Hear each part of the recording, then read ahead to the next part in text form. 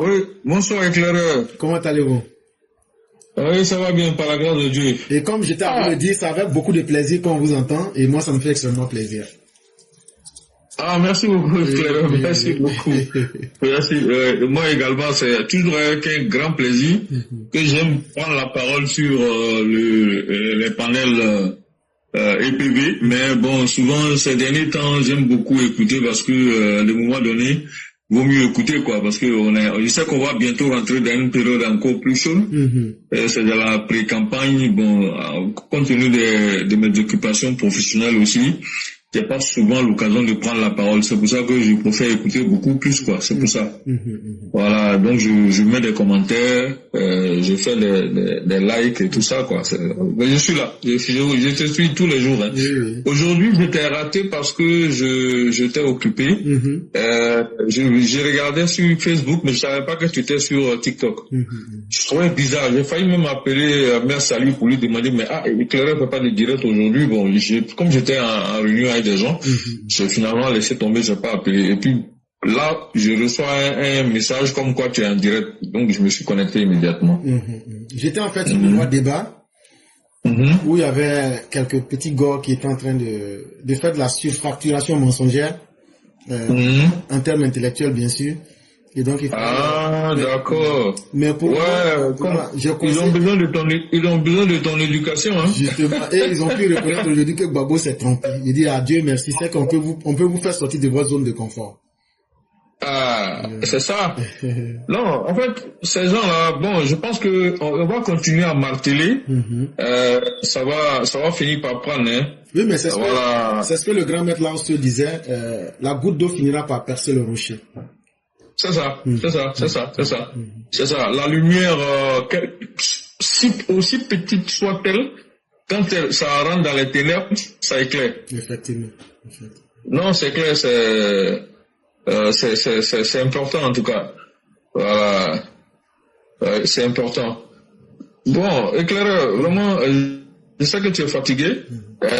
J'ai tenu à parler aujourd'hui, juste par rapport à Dom Melo qui a été reçu par notre frère Ali Djarasouba sur NCI. Il a parlé, il y a environ 3 heures de temps. Il y a eu une interview exclusive de Dom Melo sur NCI. Voilà, vraiment c'est une émission spéciale qu'ils lui ont fait quoi. Voilà, et je pense que vraiment je tire mon chapeau à Ali parce que ça a permis de voir le fond des pensées de Dom Melo. Il y a beaucoup de choses qu'il a dites qui ne nous surprennent pas. Hein. Je pense que je vais transcrire l'interview. Je vais faire mes analyses. Je vais écrire et puis soit je te l'envoie comme on a fait déjà une fois et puis tu pourras le commenter comme tu veux. Mais aujourd'hui quand même je vais aborder quelques points qu'il a eu à aborder que je trouve il faut faire attention. Ce monsieur, si tu n'es pas vigilant, il va tromper beaucoup de nos jeunes. C'est un grand manipulateur. Sincèrement, hein. Il est vraiment en mission commandée pour la Russie. Ça, je le dis, il faut que tous les EPV et tous les Ivoiriens prennent conscience que Dom Melo est en mission commandée pour la Russie. Ça, vraiment, chaque fois que vous l'écoutez là, ça doit être ce que vous devez penser. C'est-à-dire, vous ne faut jamais oublier ça, que Dom Melo est en mission commandée pour la Russie. Et Dom Melo, je vous le dis, il sait qu'il ne gagnera pas les élections, mais Dom Melo, et la Russie sait que Dom Melo ne peut pas gagner les élections. Et la mission va continuer, même après les élections. Alors, Dom Melo, dans sa prise de parole avec Ali, je pense qu'il a, à un moment donné, il a eu à dire que s'il perd les élections, que si le président Ouattara l'appelle dans le gouvernement, il va rentrer dans le gouvernement du président Ouattara. Bon. Quand tu entends ça, tu as dit non, vraiment il est républicain, ouais, il va reconnaître sa défaite, il va même accepter de rentrer dans le gouvernement du président Ouattara. Ça, c'est la naïveté qui va faire que tu vas penser comme ça. Cher EPB, si vous entendez ça, que vous pensez que c'est parce que il a changé, enfin il est républicain, c'est que vous n'avez rien compris. En réalité là, il veut rentrer. Grâce à ce qu'il a dit là, je comprends que Poutine n'a pas d'informations sur le Prado. Il n'a pas suffisamment d'informations sur le Prado. C'est-à-dire qu'il y a beaucoup de choses encore qui leur manquent. Donc Melo veut rentrer dedans. Il veut rentrer au sein du gouvernement pour pouvoir justement servir de taupe. Il sera un agent russe au cœur du pouvoir. Abidjan, si jamais il rentre dans le gouvernement. J'espère qu'on ne va pas commettre l'erreur de faire rentrer ce gars dans le gouvernement. Parce que je ne sais pas à quoi il sert. Je ne sais pas à quoi il va servir. Même Gbagbo, même pendant ces 10 ans-là, ne l'a pas utilisé dans son gouvernement. C'est à la fin, là. Comme il avait besoin tu sais, Gbagbo, il se croit intelligent. Il avait besoin d'intellectuels autour de lui. Il a nommé un premier ministre qui était l'universitaire, là. J'ai oublié son nom, là. Bon, c'est pas grave. Il a nommé Don Melo. En fait, il avait besoin d'un social à la dernière minute. Mais sinon, Gbagbo lui-même n'a jamais fait confiance à Don Melo en tant que pour le nommer ministre, parce que pendant 10 ans, il était directeur du bled. Voilà. Il n'a jamais été ministre sous Gbagbo. C'est vers la fin du gouvernement fantoche, après les élections de 2010, où Gbagbo avait perdu les élections, là. Il a créé un gouvernement bizarre. C'est là, Gbagbo lui avait donné un poste dans ce gouvernement-là. Je crois qu'il était porte-parole ou quelque chose comme ça. Mais Don Melo, je vous le dis, c'est un agent russe. Ça, vraiment, il ne faut jamais que vous, les EPV, n'oubliez jamais ça. Ce monsieur ne peut pas changer. Je vous ai déjà dit, c'est d'abord un communiste à la base. Il n'est pas, comment on appelle, il n'est pas à la base un socialiste, c'est un communiste à la base. Regardez même ses habillements, regardez la veste qu'il porte. Parce qu'actuellement là, je l'ai mis en grand sur mon écran, puis ils sont en train de parler. Regardez la veste qu'il porte. L'habit qu'il porte, on dirait quelqu'un qui est comme un pasteur. Je ne sais pas si vous voyez un peu. Il porte une veste, il n'y a pas de col. C'est pas ce qu'on appelle le col Mao. Voilà, c'est un col Mao qu'il porte. C'est un col Mao qu'il porte. Et bon, comme tu as lâché, le col Mao, il porte là, ça veut dire ce que ça veut dire. On sait que c'est un truc chinois. Et la Chine, c'est le communisme. Après que c'est dernièrement que la Chine a choisi d'appliquer l'économie de marché, d'appliquer le libéralisme, mais politiquement la Chine applique le communisme, parti unique et tout le reste. Voilà, on connaît. Lui là, c'est un communiste. Ça, il faut retenir ça. Il a toujours été pro-russe. Il a rejoint le FPI. Il était d'abord PIT. Je vous ai dit ça aussi auparavant. Il était d'abord PIT. Et il a rejoint le FPI à la dernière minute. C'est-à-dire, il ne fait pas partie de ceux qui ont créé le FPI. C'est un gars qui a rejoint le FPI. Il a d'abord été PIT, il est venu après au FPI. Il est venu parce que, bon, je pense que à un moment donné de son parcours politique, il avait besoin du FPI. Voilà, donc il est rentré au FPI. Et aujourd'hui, il s'est fait passer pour un agneau par un discours en griffe policier. Mais le fond de ses pensées sont le fond de ses pensées est très dangereux. Alors, si tu ne fais pas attention, donc, quand il va parler, tu vas dire non, le monsieur il est républicain, et il n'insulte pas le Prado, mais ce qu'il dit là, c'est pernicieux et très dangereux. C'est un manipulateur. C'est un grand, lui il a compris que la façon de communiquer de Gbagbo qui est brutale, qui est un peu, c'est un peu la culture aussi de Gbagbo, mais lui c'est un Agni à la base, c'est-à-dire qu'il a, bon, même si on dit qu'il est d'origine étrangère, bon ça c'est une autre paire de manches, mais dans tous les cas il a la culture Agni. Donc, il souffle, il mord et il souffle, il mord, il souffle, il mord, il souffle. C'est-à-dire quand il commence à parler, du début de ses propos jusqu'à la fin, il utilise la technique de la musaraigne. Il te mord, il te souffle. Il te mord, il te souffle. C'est comme ça qu'il fait. Donc si tu l'écoutes, tu vas trouver que, bon, il est soft. Machin, non, il n'est pas soft. Regarde l'expression de son visage. Il a du dégoût en lui. C'est un gars qui est dédaigneux. Il est très méchant dans sa façon de parler. Et il ressemble à un jusqu'au-boutiste, même si en réalité, à la base, c'est un peureux aussi. Il n'a pas le cran, comment on appelle ça, il n'a pas le charisme nécessaire, c'est ça qui lui manque. Sinon, il est tout aussi dangereux que Laurent Gbagbo. Sauf que il est plus malin dans sa façon d'agir que Laurent Gbagbo.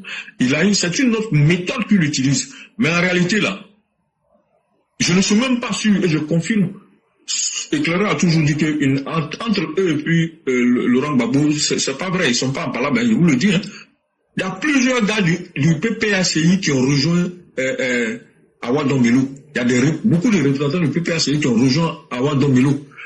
Si vous, j'ai éclairé, je t'ai même passé un truc dessus, mais au niveau de la France, au niveau de l'Europe, il y a beaucoup qui l'ont déjà rejoint. Et encore même pour être un peu plus logique pour ceux qui ne comprennent pas. Aujourd'hui, là, quel serait le plus grand plaisir de Laurent Gbagbo? Même si Satan lui-même vient là, et puis il dit, il va enlever, et puis il peut enlever Ouattara là. Gbagbo va préférer aller en enfer pour enlever Ouattara. Donc, l'eau que Gbagbo peut prendre pour éteindre Ouattara là, même si ça vient du démon là, il va partir avec le démon. Ça, c'est le là pour enlever Ouattara là. Il va s'associer avec n'importe qui pour se venger de Ouattara. Donc là, si tu comprends cette logique là, que ce soit Awa Dombello, Chaka Dian, quelqu'un qui a pu s'allier avec Chaka Dian. Donc, c'est tellement simple à comprendre, chers parents. Ne vous laissez pas distraire. Ils sont tous ensemble. Voilà, ils sont tous ensemble. Ils sont ensemble, hein. Ils sont ensemble. Ils savent cul et culotte. Sauf que ils jouent le jeu. C'est-à-dire que donc, pour en revenir à quelques propos, parce que je vais décortiquer le discours, mais vraiment il y a quelques propos que donc le fait de dire je suis prêt à rentrer dans j'accepterai de rentrer dans un gouvernement si le président Ouattara m'appelle et tout le reste d'être son ministre et tout le reste. Hey, ne regardez pas ça comme ouais, vous allez dire il a un esprit républicain. Non, c'est pas vrai. Hein? C'est pas vrai. S'il accepte de rentrer, c'est pour pouvoir juste être au cœur du système. Parce que si tu rentres dans le gouvernement, quoi qu'il en soit des secrets d'État que tu vas avoir, c'est clair, on pourra parler, tu vas participer à des conseils de gouvernement, tu vas participer à des conseils de ministres. Et puis, il y a des prérogatives de l'État, c'est une partie du pouvoir d'État que tu vas avoir. Donc, il y a des informations, forcément, tu seras au courant de certains dossiers secrets, tout le reste. Donc, ça va lui permettre de donner ces informations-là à la Russie et vont construire leur stratégie de déstabilisation par rapport à ça. Donc, ne pensez pas qu'après les élections de 2025, la Russie va laisser tomber, qu'ils vont passer à autre chose. Non, ils vont continuer. Donc ça, vraiment, je tenais à préciser ça. Il faut que les PV retiennent ça, que c'est important. Nous devons rester vigilants, ne jamais baisser les bras. Parce que le diable, là, il ne va jamais s'arrêter. Tant que lui-même n'est pas détruit dans sa racine. Donc, à l'occasion, quand je vais décortiquer le discours de Awa Dombello, enfin, pas son discours, mais plutôt son interview d'aujourd'hui, là, je vais le décortiquer très rapidement par la grâce de Dieu d'ici lundi. Je pense que c'est là bon. Voilà.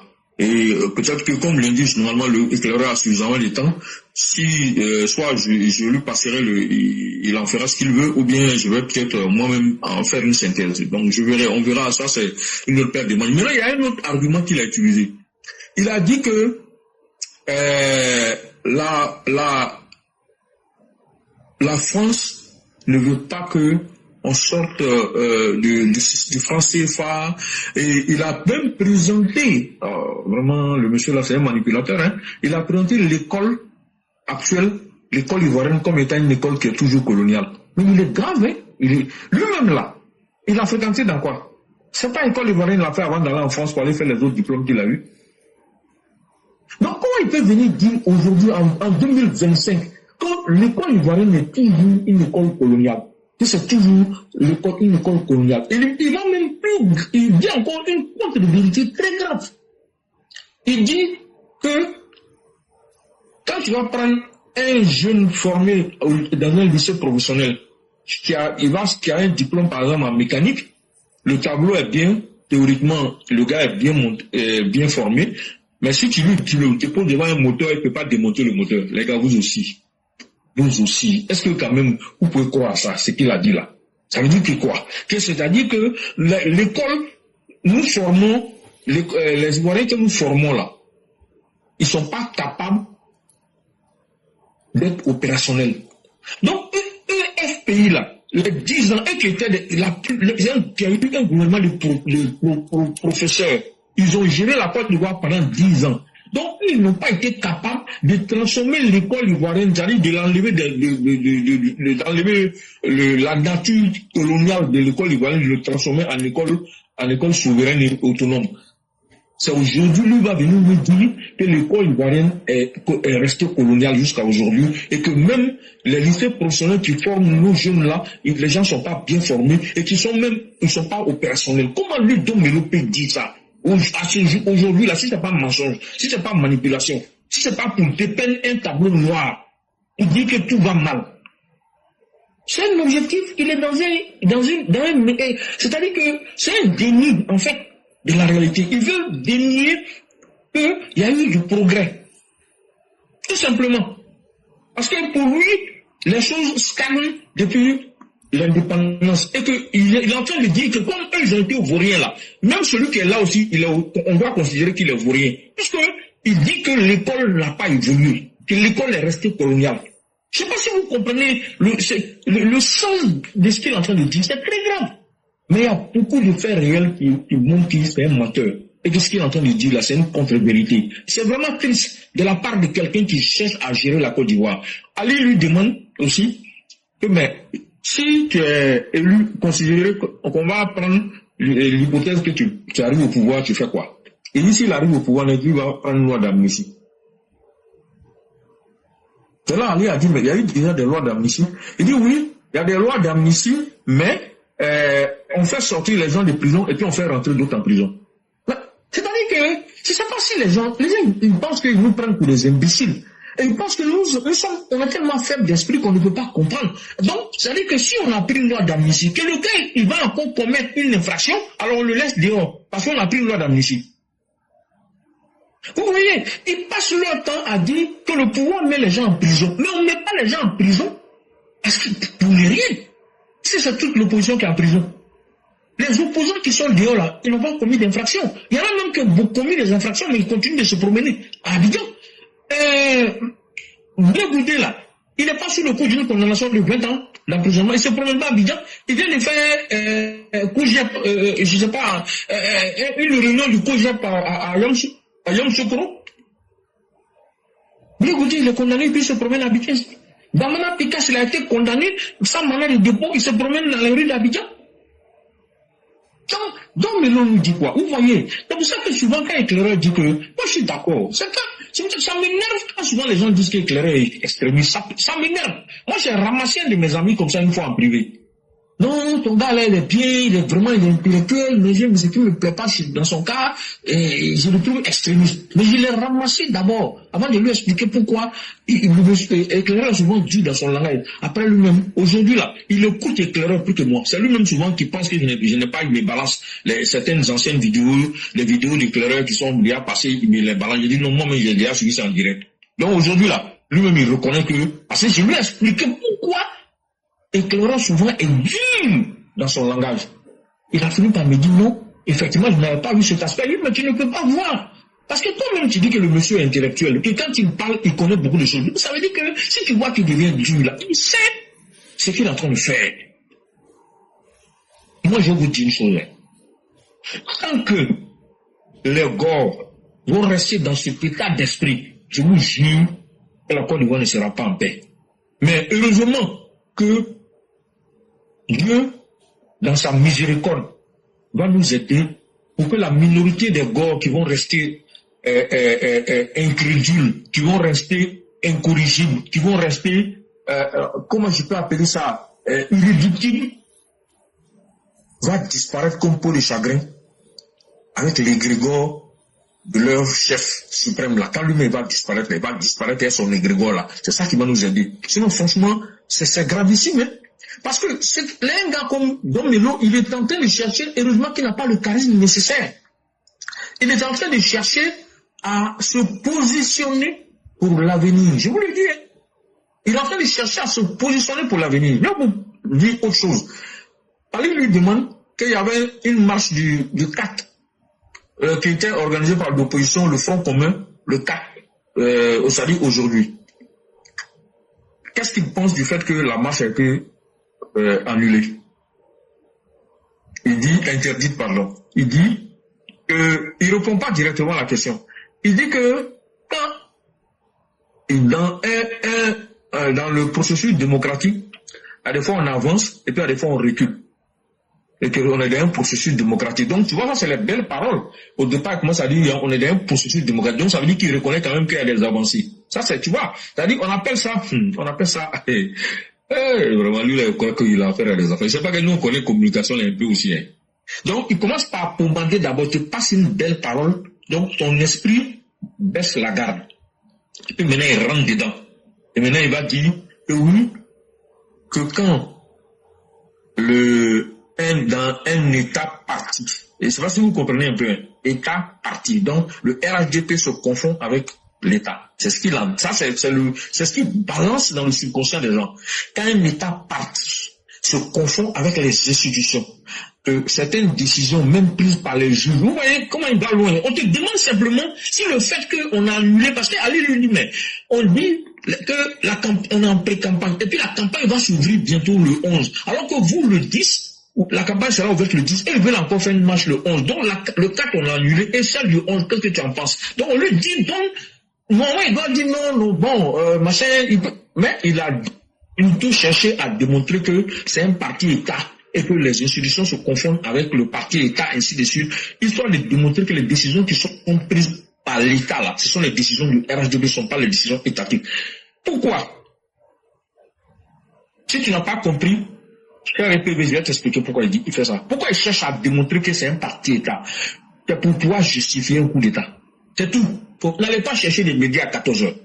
Parce que si c'est un parti État, si on fait un coup d'État, on n'a pas fait un coup d'État à l'État, on a fait un coup d'État au parti.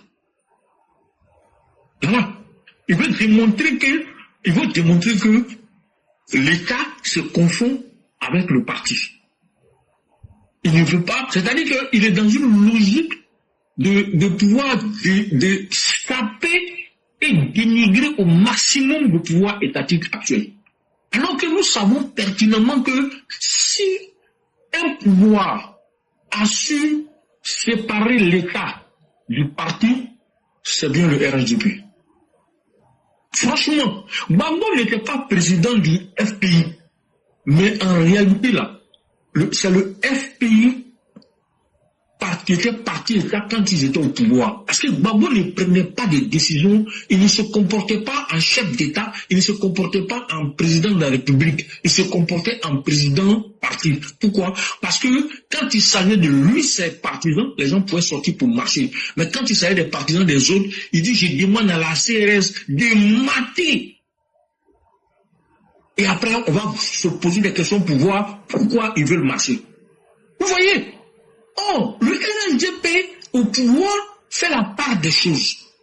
Non seulement on a ouvert l'espace public pour qu'il y ait la liberté d'expression, pour qu'il y ait la liberté d'aller et de venir, donc la liberté de manifester sur la voie publique, mais naturellement, selon même la Constitution, toutes les libertés sont encadrées par des lois. Donc, vraiment, je ne sais pas s'il y a jusqu'à preuve du contraire. Depuis l'indépendance de la Côte d'Ivoire, c'était un parti politique qui a pris le rang de l'État et qui a su faire la distinction entre l'État et le parti. Plus que le RHDP, ça n'existe pas. Ça n'existe pas. Au contraire, il y a les preuves surabondantes pour démontrer que le RHDP a toujours fait preuve du distinguo entre l'État et la gestion du parti. Ça n'a jamais été, malgré le fait que le président Ouattara soit président du parti et président de la République, mais malgré tout là, il fait la part des choses. Ce qui relève du parti, relève du parti. Ce qui relève de l'État, relève de l'État. Et RHDP est le seul. Si le RHDP ne faisait pas le distinguo entre l'État et le parti, lui, donc, lui n'allait pas venir s'asseoir sur une chaîne de télévision pour parler. Et venir mentir sur même l'économie, mentir sur la monnaie. Parce que ça aussi, à l'occasion, je vais revenir, quand je vais parler de son interview, là, je vais faire décortiquer, je viendrai dessus. Parce que ça, c'est un peu plus technique. Donc, je vais laisser ça pour plus tard. Les histoires de monnaie, il a parlé de ça, il a même parlé de réserves d'or, tout ça. Il veut démontrer qu'on n'est pas souverain. Mais moi, je ne connais pas de pays sur la terre, là. Surtout la plupart des pays africains, là. Ils n'ont pas leurs réserves d'or dans leur pays. Ils ont les réserves d'or en dehors de leur pays. L'Afrique du Sud a une partie de ses réserves d'or en dehors de l'Afrique du Sud. Le Ghana a une partie de ses réserves d'or à Londres. Donc, les pays de l'UEMOA ont leurs réserves d'or en France. Ça ne veut rien dire. Ça ne veut pas dire qu'on n'est pas souverain. C'est pas le fait d'avoir les réserves. Non, mais ces gars-là, pourquoi ils sont méchants comme ça? Pourquoi ils veulent tromper nos frères et sœurs? Awad Domilou est en train de nous faire croire. Il allait même jusqu'à dire que les armées de l'AES sont les bonnes armées. Mais il ne peut pas dire le contraire. Ses maîtres Son maître, la Russie, c'est eux qui sont là-bas. Donc, on ne peut pas dire que ce n'est pas de bonnes armées. Il est dans la désinformation totale. Ça, c'est pas un intellectuel, c'est un haut lettré. C'est-à-dire, c'est quelqu'un qui est allé à l'école, il sait lire et écrire, il sait manipuler, il sait parler français, et puis il manipule les gens. Voilà. Ça, il connaît rien, il parle d'économie, il connaît rien en économie, il ne connaît rien en monnaie. Attends, il parle de quoi? Tu connais pas, il faut bien te renseigner. C'est pas la peine de venir raconter des inepties, faire croire des choses qui ne sont pas vraies. Tout ce que les gens racontent là, le président Ouattara a démontré par A plus B que tout ce qu'il raconte c'est des conneries. Pourquoi? Mais c'est pas même Côte d'Ivoire là qui utilise même CFA là pour développer, le pays s'est développé. Bon, montrez-moi les pays africains qui n'ont pas leur réserve d'or à l'étranger là. Quel est le pays qui est devant la Côte d'Ivoire? Montrez-moi. Ça n'existe pas. Il y a combien de pays qui sont mieux gérés que la Côte d'Ivoire? Aujourd'hui, Moody's, toutes les agences de notation aujourd'hui là, la Côte d'Ivoire est le deuxième pays ex aequo avec l'Afrique du Sud en termes de rating de crédit. Derrière le Botswana, je crois. Il faut arrêter. Le monsieur nous a démontré que votre histoire de problème de monnaie là, c'est une vue de l'esprit, c'est de la théorie. Il l'a dit lui-même dans une interview sur un plateau. Au cours je crois que c'était au moment où on devait mettre en place l'éco, il a dit que les histoires de monnaie flottante et tout ça, bon, il y a des gens, on peut l'enseigner dans les écoles, on peut, c'est bien, mais est-ce que les pays qui ont la monnaie flottante là sont plus développés que les pays de l'UEMOA? Voilà le Ghana, la monnaie flottante. Voilà le Nigeria, la monnaie flottante. L'inflation est à quel niveau au Ghana? Quand ce n'est rien, c'est 21%, 33%. Dernièrement au Nigeria. Je vous ai déjà fait un témoignage en vous disant qu'il y a des Nigériens qui ont quitté le Nigeria pour venir en Côte d'Ivoire dans les pays francophones à cause du franc CFA. Même dans ces pays-là, aux frontières, les gens préfèrent utiliser le franc CFA que d'utiliser le Naira ou le Cedi. Ils ont perdu confiance en leur propre monnaie. Non, les gens nous parlent de choses comme si ailleurs c'était l'Eldorado, dans les autres pays africains c'était l'Eldorado, et qu'en Côte d'Ivoire, nous sommes en train de croupir dans la misère. Non, nous ne croupissons pas dans la misère en Côte d'Ivoire. Je suis désolé. Si nous vivons des réalités, les gens veulent venir nous faire croire que ces réalités-là n'existent pas, alors que c'est eux-mêmes dans leur propre tête. C'est-à-dire qu'ils veulent arriver à pénétrer nos têtes et nous manipuler. Non. Donc, Awa Domelo, moi je suis très heureux, c'est pour ça que je dis je félicite Ali. Ils ont eu le nez creux en faisant cette émission-là, pour permettre aux gens de voir déjà. Donc on voit déjà autour de quoi sera constituée, va tourner la campagne de Awa Domelo. Il va chercher à démontrer qu'on n'est pas souverain. Il va chercher à démontrer que la France est le pire ennemi de la Côte d'Ivoire, la France c'est le diable. La Russie, c'est l'ange. Donc, vous comprenez que c'est tout à fait normal. Hein? Nous, on n'est pas mazo, hein, Awa Domelo. Il faut que tu retiennes ça. Nous, Ivoiriens, nous, on n'est pas mazo. Hein.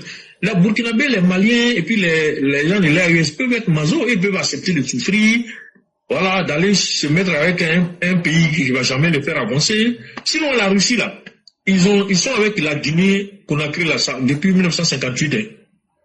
Maintenant, on n'a rien vu de bon là-bas. C'est maintenant que le gars de la Guinée, là, il s'est rapproché du président Ouattara. C'est maintenant que la Guinée est en train de sortir de l'ornière. La Guinée est en train d'avancer. Aujourd'hui, la Guinée se retrouve être, je crois, le deuxième pays francophone derrière la Côte d'Ivoire en termes d'évolution économique. Ça, c'est le travail du Prado. Parce que le monsieur, il a dit publiquement que Alassane Ouattara est son conseiller économique spécial. Lui va se confier au président Ouattara pour se faire aider. Il a commencé à faire des infrastructures au niveau de la Guinée.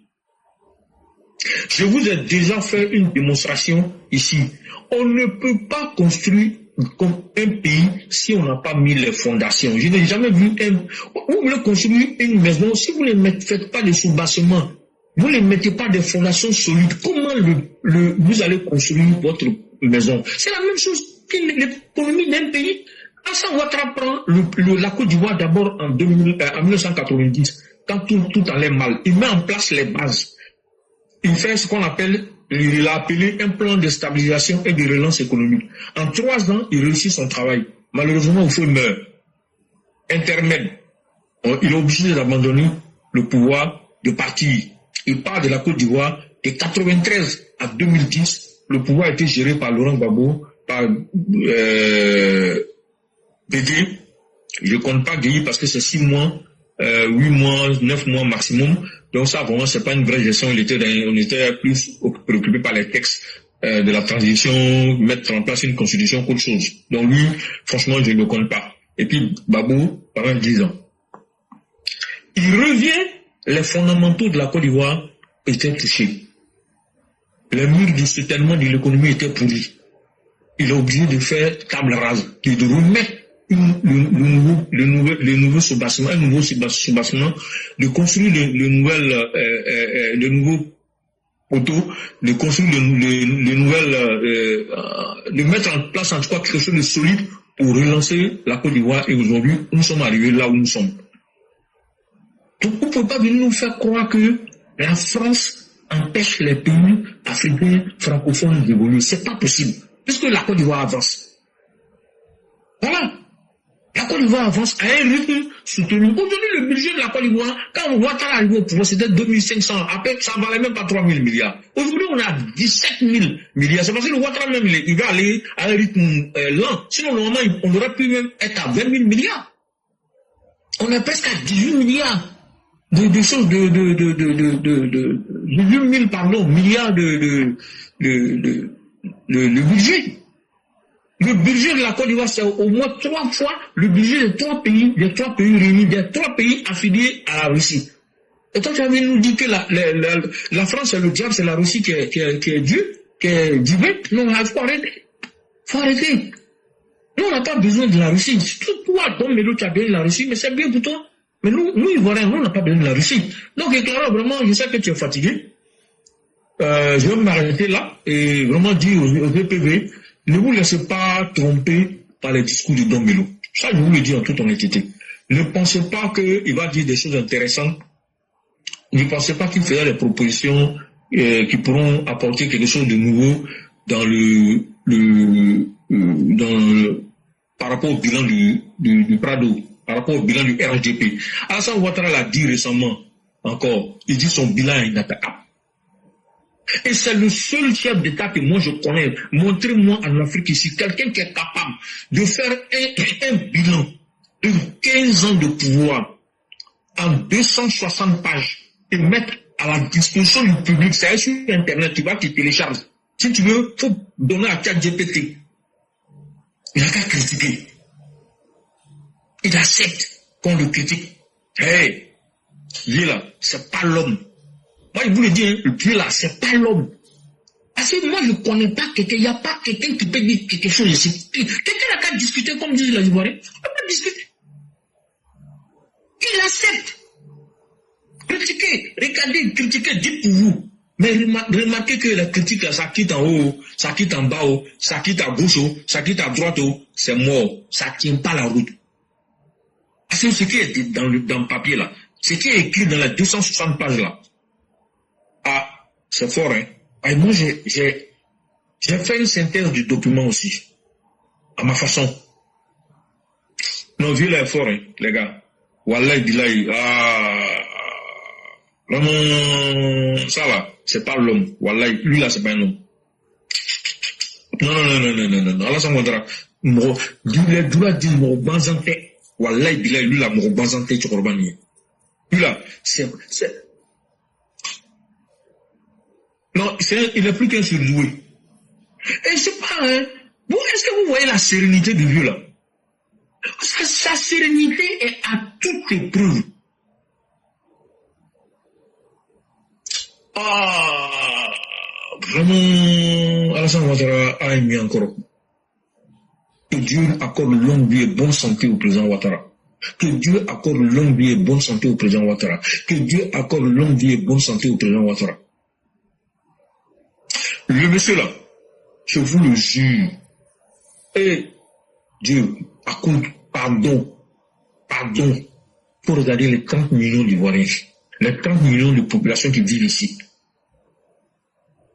cause du pardon, il faut laisser le vieux là continuer encore, même si c'est 10 ans.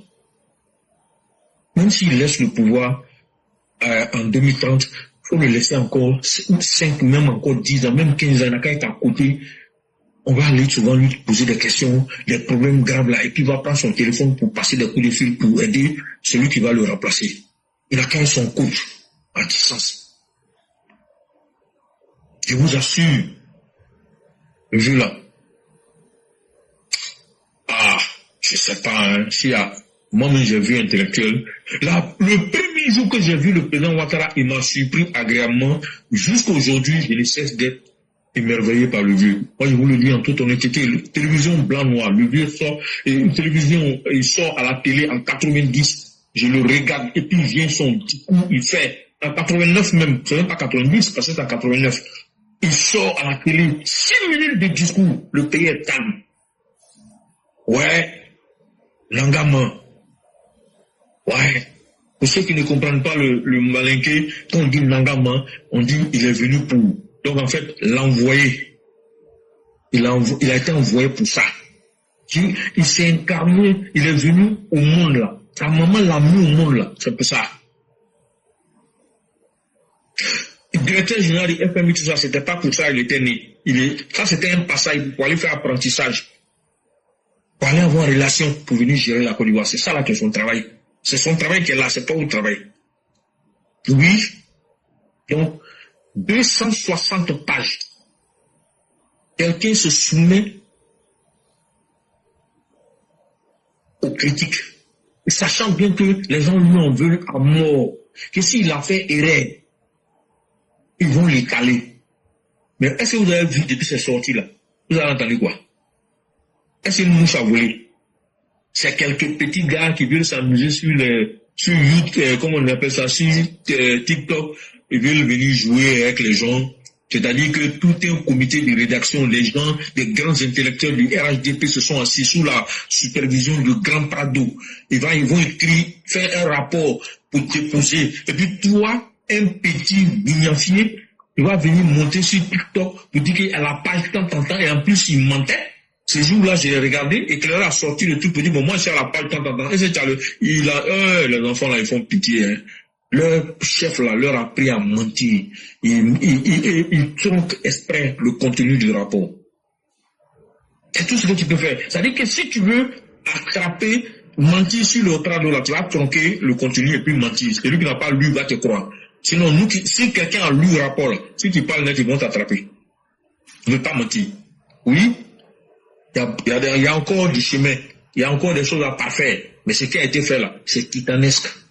Ce qui a été fait là, c'est incommensurable. Ce qui a été fait là, c'est ignafognable. Parce qu'il a tout fait. Il a touché à tous les domaines. Il n'y a pas un domaine auquel il n'a pas touché. Donc, on ne peut pas dire que le bilan du gars est négatif. Ça fout là. Si tu as dit ça là, c'est que tu es un homme maudit. C'est la malédiction seule qui peut faire que tu as menti sur quelque chose qui est réel. Dieu tout-puissant protège la Côte d'Ivoire. Dieu tout-puissant continue de donner la baraka aux vieux là. Continue de l'inspirer. Continue de l'inspirer. 24 heures sur 24, de telle sorte qu'il continue de faire son travail comme il se doit. Donne-lui encore plus de force pour qu'il puisse continuer le travail que tu lui as confié. Oui, tu veux que ce pays-là aille au firmament, soit une étoile qui sera dans un astre, une étoile qui sera dans le ciel, dans ton ciel, que toi Dieu tu as créé là. Nous on doit briller, le monde entier doit nous regarder, et c'est ce monsieur-là que tu as envoyé pour faire ce travail-là. Oui, c'est lui qui nous a soulevés et qui nous a mis là-haut dans le firmament.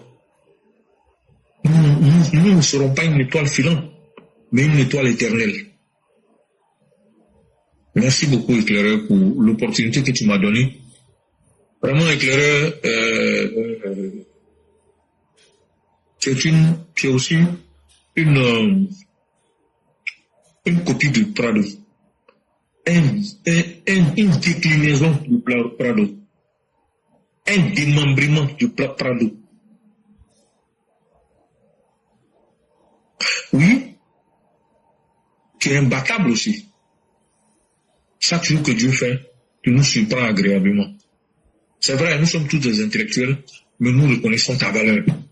Nous sommes tous des intellectuels, mais nous reconnaissons ta perspicacité dans le travail de communication que tu fais. Oui, éclaireur, tu es un homme cultivé. Ça, il n'y a rien à dire. Ça, c'est même pas un débat. C'est-à-dire qu'on peut te détester, mais on doit reconnaître ta valeur. De la même manière que les gens peuvent détester le président Ouattara, mais on doit reconnaître sa valeur. Et tu as une grande âme aussi. Oui. Parce que c'est pas facile de créer, d'avoir une plateforme. Mais ce n'est pas également donné d'avoir une plateforme que tu mets à la disposition de tout le monde. Tout le monde peut venir parler sur ta plateforme. Tu n'as jamais empêché quelqu'un de dire ses pensées. C'est-à-dire que tu es pour la liberté d'expression. Tu acceptes qu'on te fasse la contradiction. C'est pas donné à tout le monde. Tout le monde ne peut pas faire ça. Et tu tiens ta plateforme des mains de maître. Ça aussi, ce n'est pas donné à tout le monde. Donc, toi, tu es une grande âme. Tu es une personnalité. Dans le monde physique, mais tu es une personnalité aussi dans le monde spirituel. Oui, je te l'ai déjà dit et je te le répète encore aujourd'hui. C'est réel, c'est la vérité. Ton discours porte la preuve. Tu as fait passer quelque chose de très important. Je te dis bravo pour ça. Le visionnage de tes vidéos, en une semaine, plus d'1 million de vues. Ah oui, cher frère, si tu avais monétisé cette page-là, voilà, il t'intéresse voir. Mais tu refuses de monétiser la page. Rien que parce que tu as un idéal que tu t'es donné.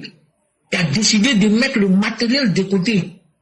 Tu as décidé de faire preuve d'humanisme. Donc, tu ne peux pas échouer. Oui, tu ne peux pas échouer. Mais comme tu dis que tu t'en fous de l'argent, mais c'est l'argent va te poursuivre. C'est l'argent comme ça. Quand tu t'en fous là, lui te suit. Mais quand tu cours trop derrière lui aussi court. Oh, c'est que toi tu es en train de faire là. Le travail que tu es en train de faire là, Dieu va, la baraka va se transformer même en argent pour toi. Donc tu ne veux pas mourir dans la pauvreté. Ça fout tes enfants aussi, cette baraka là, ce sera sur plusieurs de tes descendants que tu vas prendre ça. Ah oui. Tu es inspiré constamment, positivement, parce que tu ne te laisses pas blouser par, griser surtout par le succès médiatique que tu as. Ça, c'est pas donné à n'importe qui, hein. Il faut être une grande âme. Et regardez le président Ouattara, c'est la même chose, lui aussi, il ne se laisse pas. Tu vois, le président Ouattara, il s'en fout, à la limite, il a le succès, il sait qu'il est déjà aimé. Mais vous voyez, non, il sait aussi qu'il y a des gens qui le détestent. Il dit non, ne tenez pas compte de ce qu'il dit. C'est un grand homme. Ne tenez pas compte de leurs injures. Mais allez-y, pour continuer, pendant la campagne, il a profité pour récolter les problèmes des gens. Bon, si ce n'est pas quelqu'un qui est venu pour essuyer les larmes des gens, si ce n'est pas quelqu'un qui est venu pour coudre nos derrière, comme mon père le disait, père son nom. Il dit oui, si on veut coudre ton derrière, que tu prends l'aiguille pour cacher, tu vas sortir avec le cul dehors. Le président Ouattara là, il est venu pour aider l'humanité. Il est venu pour aider les Ivoiriens, mais il est venu pour aider l'humanité. Un chef d'État qui vous dit, vous allez aller dans la campagne, profitez pour récolter, pour regrouper, pour recueillir les problèmes des gens, leurs désirata, et poser-leur les questions. On a fait beaucoup de choses, mais il y a encore beaucoup de choses à faire. Il y a des choses peut-être que nous, on a, soit peut-être on ne sait pas, ou bien on n'a pas suffisamment regardé. Donc ils vont faire remonter. Les militants vont profiter de la campagne pour faire remonter les problèmes des populations. Et le monsieur va intégrer ça dans son programme pour essayer de solutionner. Ouais, ado la solution. Ah, bravo, mon président. Bravo, le vieux père. Ouais. Ah, vraiment, chers frères, chers sœurs, je pense que je suis un homme heureux. Pas parce que j'ai l'argent, mais je suis un homme heureux Parce que j'ai intégré un groupe qui est digne de confiance. J'ai intégré un groupe qui est un pays en miniature. J'ai intégré un groupe qui est mon pays en miniature, qui est la Côte d'Ivoire que nous recherchons. La Côte d'Ivoire qui rassemble tous ses fils, et quelques bords qu'ils soient, et quelques origines qu'ils soient. Parce que le plus important pour nous, ce n'est pas ton origine, mais c'est ce que tu peux apporter à la nation ivoirienne. C'est ça qui compte pour nous. Qu'est-ce que tu peux apporter à l'intérêt général? Et nous ne négocierons jamais avec l'intérêt de la Côte d'Ivoire. Ça, il faut que nos ennemis, ceux qui nous prennent pour des ennemis, ceux qui veulent détruire la nation ivoirienne, se le tiennent pour dire. On ne va jamais négocier avec l'amour de notre pays. De toute façon, vous dites que vous aimez votre pays, là. C'est quand nous-mêmes on a dépassé. C'est-à-dire que pour nous, là, vous ne pouvez pas imaginer mais où ça arrive. Pour nous, ça dépasse pour vous. Hein. La preuve, c'est que nous, on a choisi le bon partenaire. Oui, on sait qu'il n'est pas parfait. C'est même un partenaire, même à la limite, si on avait le choix, on allait le jeter. Mais il n'y a pas mieux pour le moment. On ne va pas le jeter. Mais on a diversifié nos partenaires, tout en gardant l'ancien colonisateur, en modifiant nos relations de façon intelligente. Vous vous dites, on n'a qu'à couper brutalement. Nous, on dit non. Parce que dans tous les cas, l'ancien colonisateur est toujours utile. Parce qu'il y a des liens séculaires. Il faut pouvoir transmuter. Aimé Césaire disait, tout le secret de la vie, c'est de transformer un inconvénient en avantage. Donc, il y a quoi dans la rupture brutale? Il n'y a rien dedans.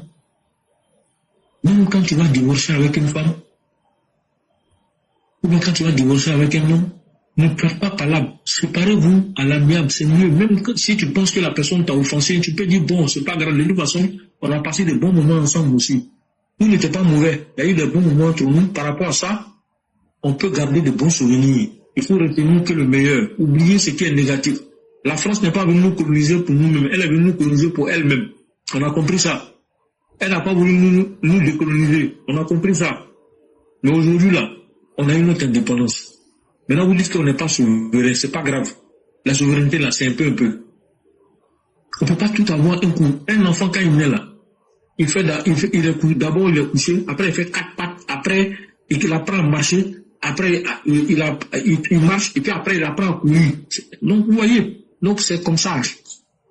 On ne faut pas confondre vitesse et précipitation. Nous, on veut aller à notre rythme. On ne veut pas aller au rythme des autres. Vous ne pouvez pas être chez vous et puis vouloir nous imposer votre rythme. Chers frères de l'AES. Donc, Awa Domelo, toi qui es représentant de ces pays-là, en plus d'être le agent russe là, cher EPV, n'oubliez jamais ça. Ces gens-là, ils sont prêts à tout pour renverser le pouvoir. Ils sont prêts à s'allier au diable pour renverser le pouvoir.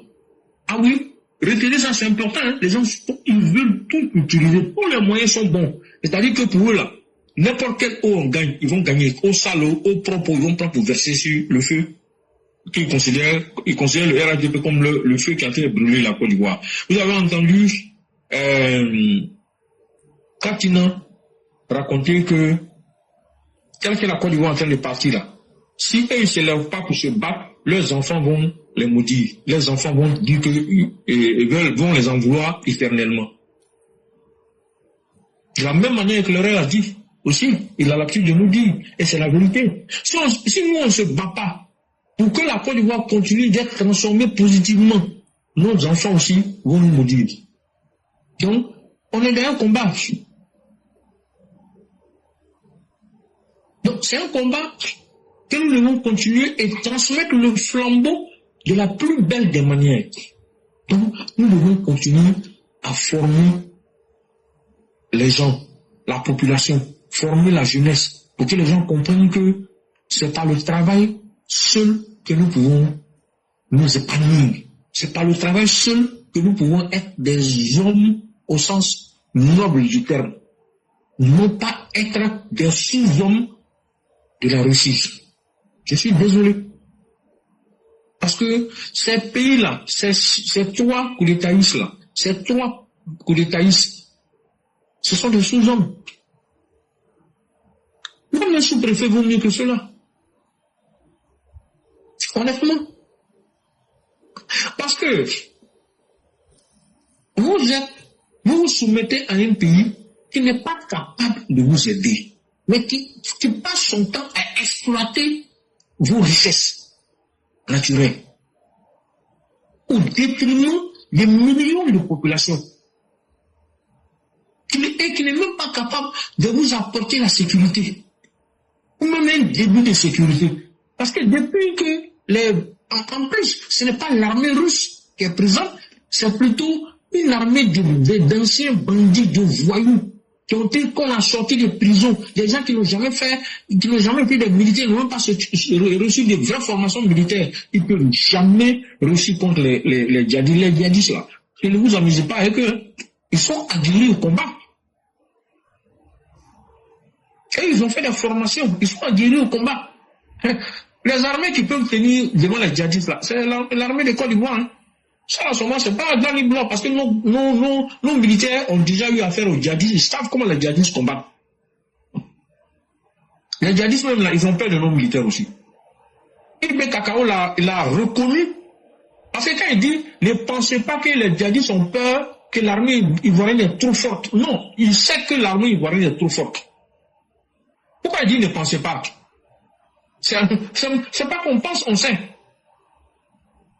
Et que l'armée ivoirienne n'est pas plus forte que les trois armées réunies. Mais nous, on prend 44 000 personnes pour sécuriser nos élections. Vous êtes trois pays, vous avez créé une force commune, vous n'êtes même pas capable de réunir 5 000 personnes. Est-ce qu'on a la même chose? C'est pas la même chose. 44 000 personnes pour élection. Ça veut dire que c'est pas du jeu. Ça, c'est les 44 000 personnes qui sont sur le terrain. Voilà. Mais en réalité, c'est ceux qui sont, comment j'appelle ça, ceux qui sont en réserve, là, on ne peut pas compter. Donc, vous voyez que c'est pas un jeu d'enfant. Vraiment éclaireur, merci beaucoup. Merci, je vais m'arrêter. Et souhaiter bonne nuit à tout le monde. Désolé, j'ai parlé longuement. Vous savez, souvent quand je suis lancé aussi, j'ai du mal à m'arrêter parce que l'inspiration vient. Je ne souhaitais pas parler longtemps, mais l'inspiration est venue au fur et à mesure que j'ai pris la parole. Honnêtement, j'étais fatigué même au moment où je prenais la parole. Mais c'est bizarre. Parlant de la Côte d'Ivoire, la fatigue est partie, je me suis retrouvé, je me sens en forme. Voilà, parce que bon, il y a une énergie qui s'est emparée de moi. Et puis l'inspiration est venue. J'espère que je dis des choses intéressantes. Pour tout le monde, pour moi-même également. Et donc, je veux souhaiter bonne nuit à tout le monde. Merci beaucoup de m'avoir écouté. Désolé pour avoir été long.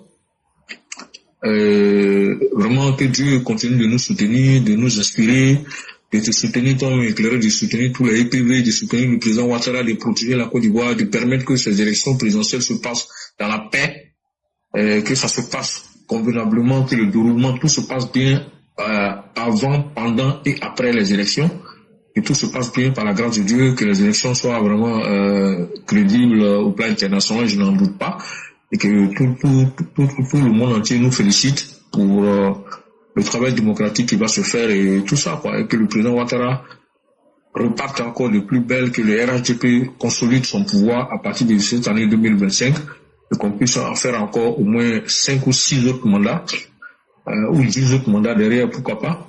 Je pense que ce sera une très bonne chose. Je m'arrête là, merci beaucoup. Merci infiniment, cher patriarche.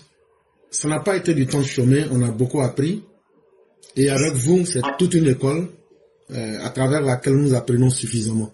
C'est nous qui vous disons merci aussi du temps qui a été passé. Et ne vous en offusquez point du tout. Vraiment, merci à tous les EPV. C'est ici que va prendre fin le direct de ce 5 octobre 2025. Et ceux qui auront le temps de nous suivre plus tard, ainsi que ceux qui sont là, chacun de nous, retenons ceci. Que chacun de nous soit son propre sommet. Être son propre sommet, c'est pas forcément d'être le plus haut. C'est pas forcément d'être le plus célèbre. Et c'est pas aussi la capacité d'affronter les choses les plus difficiles. Mais être son propre sommet, c'est être la personne qui va utiliser ses forces et ses faiblesses pour grandir chaque jour que Dieu fera.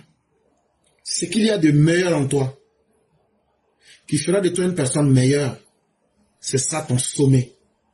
C'est le point que personne ne peut atteindre. Cherche toujours à multiplier ton sommet pour être ton propre sommet. Cher ami, merci beaucoup. Merci à tous ceux qui nous ont suivis et que la grâce de Dieu nous couvre tous. Bonne nuit. À demain sur TikTok. Merci beaucoup.